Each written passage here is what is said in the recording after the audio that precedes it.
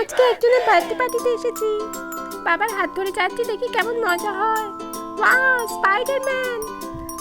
আরে এ তো মোটু না? না না, মোটুর কাছে যাবো না, মোটু সবাইকে হামি খাচ্ছে। এর চেয়ে একটু স্ন্যাক্স খাই। আরে এ তো পাতলু, কিন্তু এও অনেক মোটু, এর কাছে যাবো না।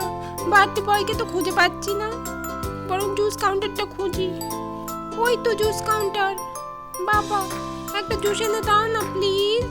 প্লিজ বাবা, orange juice. Yam yam. Disturb করো না, আমি এখন খাচ্ছি। I love orange juice.